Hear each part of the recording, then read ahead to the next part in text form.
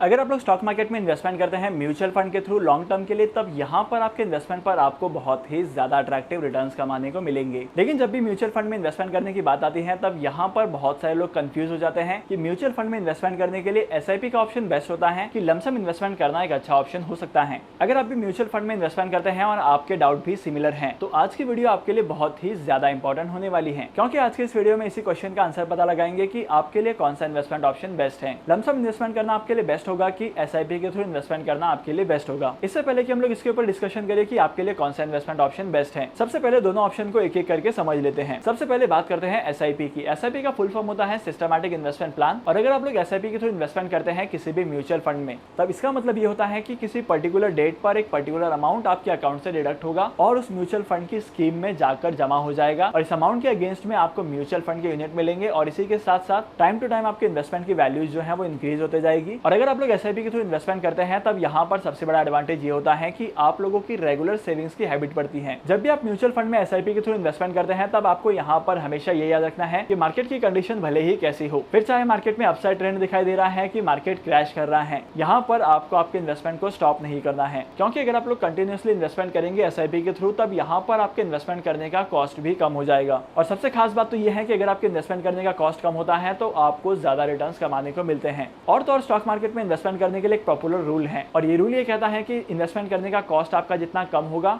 उतना ही ज्यादा आपको रिटर्न्स कमाने को मिलेंगे। अब हम बात कर लेते हैं लमसम इन्वेस्टमेंट्स की। बेसिकली लमसम इन्वेस्टमेंट्स में होता क्या है कि यहाँ पर आपके पास जितना भी पैसा होता है, आप लोग एक साथ में किसी एक म्यूचुअल फंड की स्कीम में डिपॉजिट करते हैं, और आपके इन्वेस्टमेंट का टर्म 3 साल से लेकर 5 साल के बीच में और 10 साल तक का भी हो सकता है। मार्केट में से बहुत सारे म्यूचुअल फंड में इन्वेस्टमेंट करने के ऑप्शन है, जहां पर एक लॉक इन पीरियड होता है। मतलब लॉक इन पीरियड में क्या होता है कि आपने जो अमाउंट का इन्वेस्टमेंट किया है, वो अमाउंट आपको कुछ पर्टिकुलर टाइम पीरियड तक लॉक इन में रखना पड़ेगा। अगर आप लमसम इन्वेस्टमेंट के रिटर्न को कंपेयर करेंगे एसआईपी के इन्वेस्टमेंट के रिटर्न के साथ, तब यहाँ पर आपको ज्यादा फर्क दिखाई नहीं देगा। मोस्ट ऑफ केसेस में तो ये ऑब्जर्व किया गया है कि अगर आप लोग एसआईपी के थ्रू इन्वेस्टमेंट करते हैं, तब यहाँ पर लमसम इन्वेस्टमेंट के कंपैरिजन में आपके रिटर्न ज्यादा होते हैं। क्योंकि इसके पीछे का रीजन ये है कि एसआईपी में रेगुलर इन्वेस्टमेंट होती है, और यहाँ पर आपके इन्वेस्टमेंट का कॉस्ट कम होते जाता है, तो इसी वजह से आपके इन्वेस्टमेंट के रिटर्न भी यहाँ पर आपको ज्यादा दिखाई देते हैं। आई गेस आप लोगों को अभी तक की वीडियो में ये तो पता चल गया है कि एसआईपी इन्वेस्टमेंट्स और लमसम इन्वेस्टमेंट्स के बीच का डिफरेंस क्या है। लेकिन आपके लिए कौन सा इन्वेस्टमेंट ऑप्शन बेस्ट होने वाला है, चलिए जानते हैं इसके बारे में भी।